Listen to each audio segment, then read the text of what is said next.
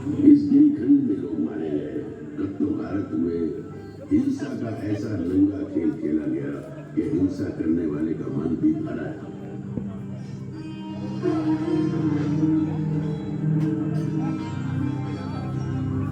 हैवानियत के बीच इंसानियत फिर से पैर जमाने लगी।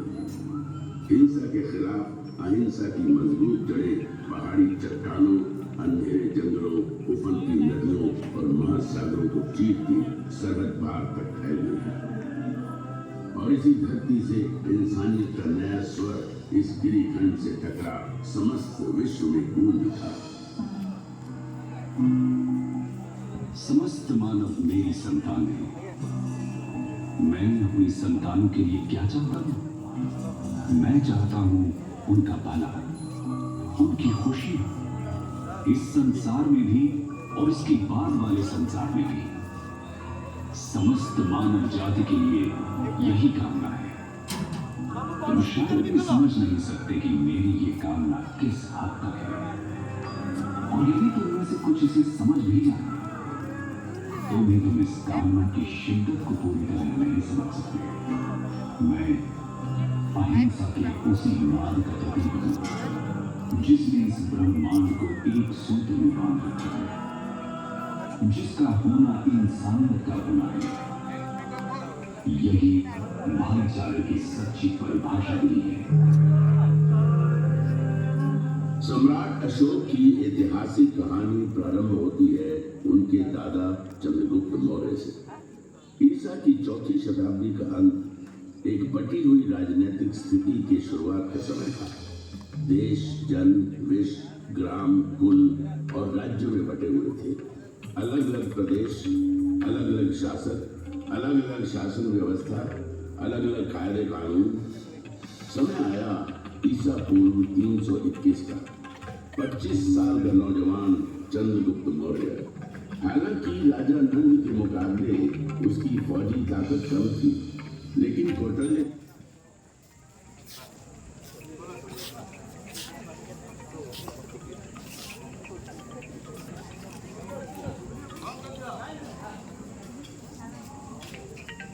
This mighty land that spreads far and wide, a land that was once drenched in so much blood that it transformed the vision of a ruthless king and made him believe in a new religion. In this rocky land, so many people were killed, mutilated and massacred. So much violence was inflicted that even its perpetrators were revolted. But in the midst of such brutality, humanity slowly started to flower. Despite the violence, flowers of non-violence began to blossom, rising above mountain cliffs, dark forests, raging rivers and oceans to spread themselves beyond these borders. From this sacred land, the sound of a new humanity reverberated across the world. All human beings are my children. What do I want for my children? I want their well-being, their happiness. In this world and in the world after this. This is what I wish for all humankind. Perhaps you cannot fathom the depth of my desire. And even if some of you may understand this, you would still not completely comprehend the intensity of this desire.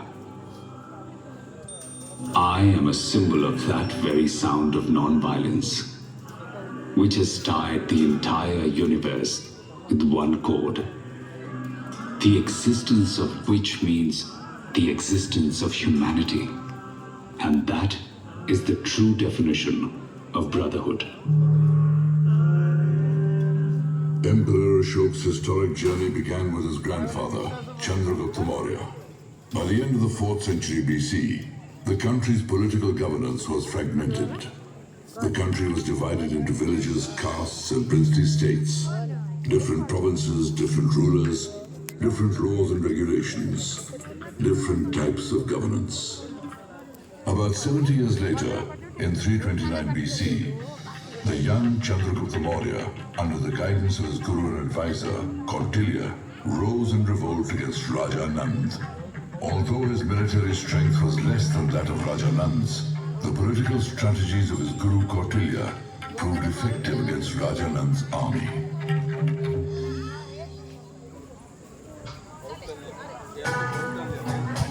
Listen, Chandragupta. If you want to completely destroy Rajanand, you will have to work with patience and do exactly as I tell you. If a starving man wants to eat hot khichdi from a plate, he must never put his hand in the center, for this will not only burn the hand, but also the mouth. And he will also have blisters in his stomach. Chandragupta, start eating the khichdi from the corner and gradually move towards the center without harming yourself. Then you can eat up to the last morsel. This is how you must gain victory over Nand's kingdom. If you walk on the path that I tell you, then the time is not far when sovereignty will surely be in your hands and you will be the master. Chandragupta began to walk the path outlined by Kautilya. Skirmishes began in the border areas, with the goal in mind of taking control at the center. And soon the province near the banks of the river Ganga came under Chandragupta's control. This also happened to be the time when Alexander the Great left India, and Chandragupta took full advantage of his departure. He continued his advance towards the northwest, and after bringing some provinces swiftly under his rule, he reached the river Indus. He looked at the areas beyond the Indus, but they were ruled by Alexander's general, Seleucus Nicator. Chandragupta turned back towards central India and took control of the states north of the river Narmada. But the desire to rule the areas beyond the river Indus still agitated his heart.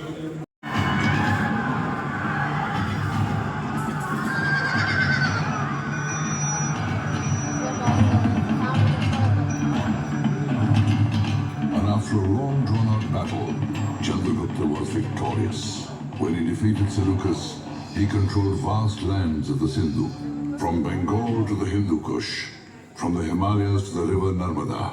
All the lands were now under Chandragupta's rule. A new age, a new ruler, had sprung from the seed of a small plant. A kingdom had morphed into an empire, and the vast Mauryan Empire was established. It is said that towards the end of his life, Chandragupta Maurya became a Jain monk. He bequeathed his empire to his son, Bindusar, and left with Jain munis towards the south. He followed the Jain rites of anahara, or fasting, to end his life.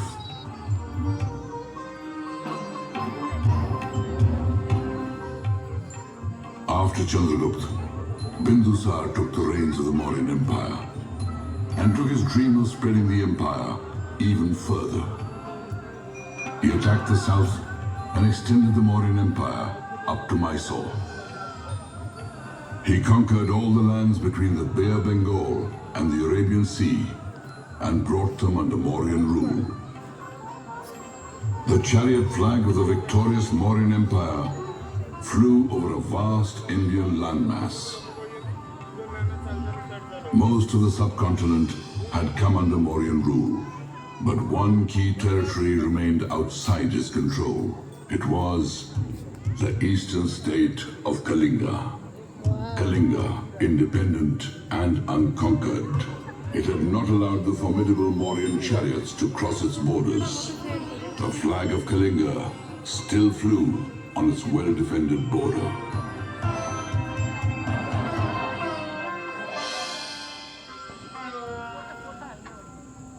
One of Bindusar's many wives was called Dharma. From her womb, the future Emperor Ashoka was born. It is said that Lord Buddha prophesied the birth of Ashoka. Such a king will be born on this land, who will be victorious and will hold the flag of Dharma and spread the views of Dharma far beyond these oceans. So Ashoka's birth had been long awaited. The youngest among many brothers, Ashoka was extremely intelligent. He understood the teachings of his gurus quickly and showed prowess in the use of weapons.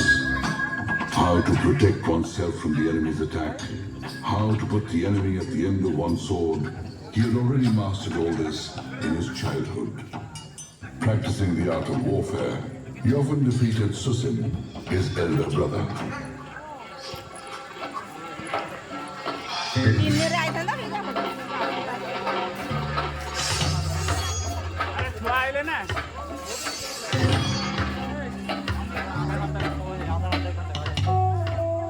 Oh, incredible Ashok, my son.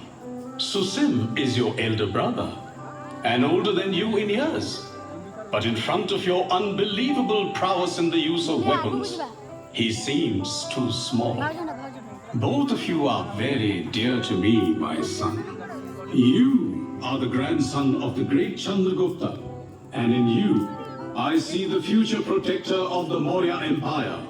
Under your care, the Maurya dynasty and empire will be as secure as a child is in the lap of his mother and the shadow of his father. My son Ashok, the time has come when I should take a step back and leave the care of a part of the empire on your shoulders. Begin to take an interest in the royal duties, my son. Bindusar involved his son in the administration of state affairs and showed great faith in his abilities. But his father's profound love and increasing attachment towards Ashok made Susim anxious. I am the eldest among my father's children. I should be the one shouldering the royal responsibilities, but these are being put on Ashok's shoulders. This attachment of my father towards Ashok, doubts assail my mind. While Susim was anxious, Ashok was doing his duties with devotion and patience. His valor, intelligence, and uncanny ability to govern saw his popularity increase greatly. Ashok's fame and his ability to administer many regions increased Bindusar's faith in him. On the other hand, Prince Sushim's hopes of becoming king were threatened, and being the heir apparent, he began to see Ashok as an adversary. In the remote northwest region of Takshila, increasing dissatisfaction was brewing. Fighting between soldiers had begun. Many different soldier groups had sprung up in the region, and their internal tug of war and discontent put Takshila in grave danger. Susim saw this as an opportunity to send Ashok far from his father, and he took full advantage of Takshila's situation to fulfill his sinister motives.